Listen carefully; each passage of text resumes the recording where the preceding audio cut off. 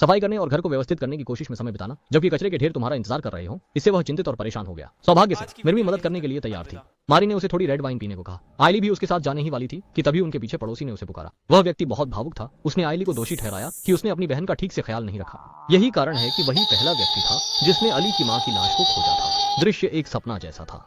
उसके सामने हर समय माफी मांगी पर सुलह न हो सकी। गुस्सा फट पड़ा और सोचने लगा हर तर्क से निबटे, लेकिन खुद ही दूसरे के बड़े धमाकेदार तानों का शिकार हो गया। मुझे लगता है कि अब तुम्हारा जाना ही बेहतर है, मिसेस डेथ। मैंने कई दिनों से अच्छी नींद ली है। रात में बिस्तर पर पड्डी रहती हूँ। मैं लगातार उसका चेहरा देख रहा था। जीवन में ऐसे लोग होते हैं जो बिना वजह झगड़ा करते हैं। मिर्मी ऐसे ही एरी को निर्देशन देने लगी, लेकिन एरी ने इसे दिल पर नहीं लिया। हालांकि उसका दिल पूरी तरह शांत भी नहीं था। यह मुमकिन नहीं है। आखिरकार वह अभी भी एक 20-22 साल की लड़की ही है। उसका बचपन उसके पिता के साथ गुजरा, फिर उनके बीच एक औरत आई और उसकी मां के साथ वह हमेशा के लिए चला गया। तभी से उसकी मां लड़ाई में अपना मानसिक संतुलन खो बैठी। आयली अब और बर्दाश्त नहीं करना चाहती थी, इसलिए उसने उस जगह को छोड़ दिया। वह कई सालों तक घर से दूर रही।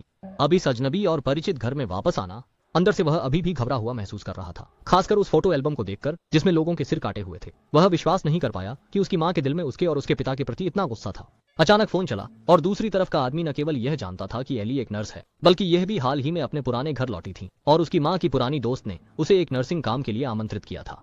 उसने ये बात मरली को बताई, लेकिन गलती से एली की बांह में बड़ा छेद देख लिया। एली को गुजरी बातें याद आ गईं और समझ में आया कि क्या हुआ था।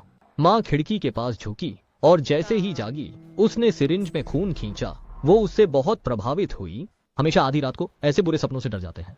वो बाथरूम में आई और मां की आवाज साफ सुनाई दी, एलेना, अंदर आओ।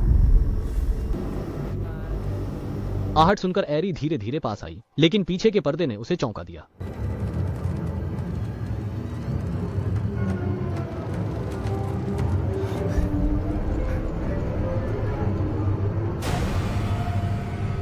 देखो मुझे, मैंने खुद ही गीला कर लिया। एली को समझ में नहीं आ रहा था कि उसकी मां क्या कह रही है। सामने का डरावना दृश्य देखकर उसका वहां से भाग जाने का मन हुआ।